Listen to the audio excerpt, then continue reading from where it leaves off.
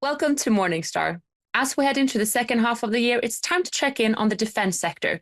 What has been the most important news in the first half of the year, and what can we expect of the rest of the year? With me to talk about this is Morningstar's equity analyst, Loredana Muharremi. Loredana, so looking at the defense sector in the first half of 2024, what would you say was the most important news? Well, looking at the first half of 2024, I believe that the two most important themes remain the European defense undercapacity and the need to rely less on a side provider, along with the supply chain issues. So looking at the undercapacity portion, years of underinvestment meant that European countries are now struggling to provide adequate support to Ukraine while maintaining their own supply.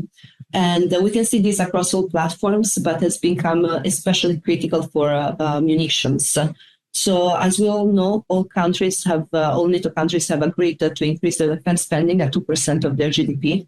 And we expect this target to be hit by all countries in 2024, which will result in an increase of 10%, of around 10% in defense spending compared to 2023.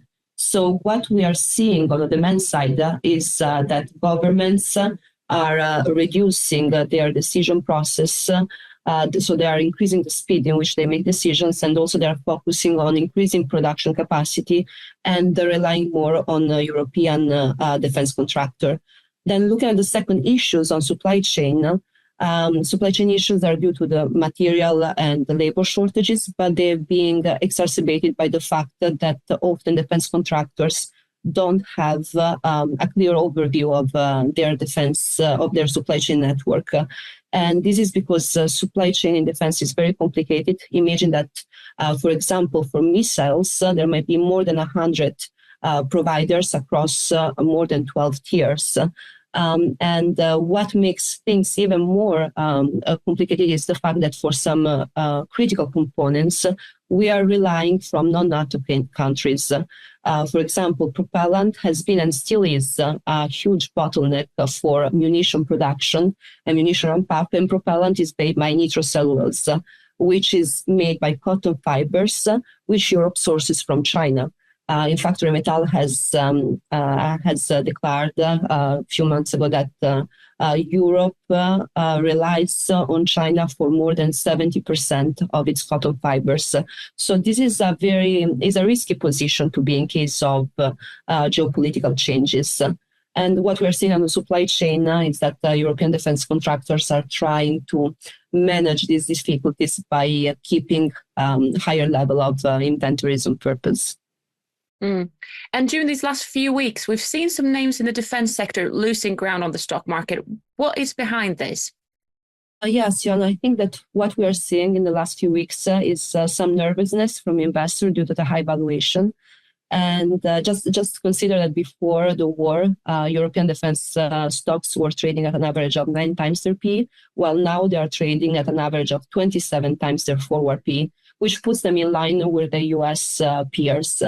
But while we might see this valuation as high, it is important to consider that the dynamics that we are currently seeing are not short-term dynamics for two key reasons. First of all, a constant increase in defense spending and an acceleration of it is fundamental if Europe wants to continue supporting Ukraine and also replenish its own stock.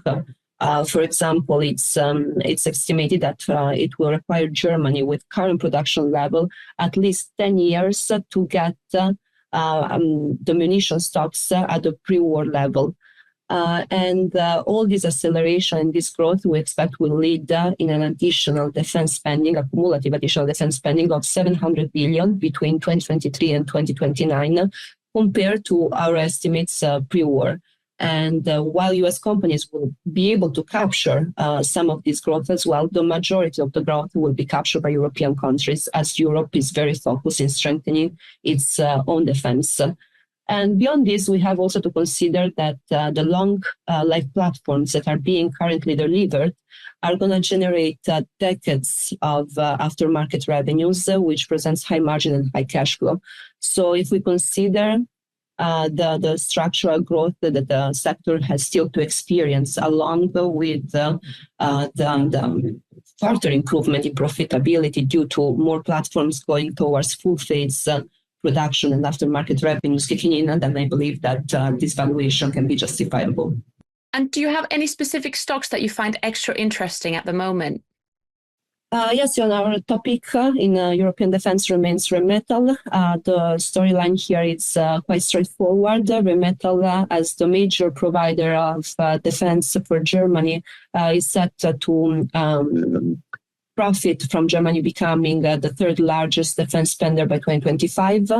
Also, Germany is one of the three major supporters of Ukraine and heavily relies on Rheinmetall for land vehicles, munition, and defense system.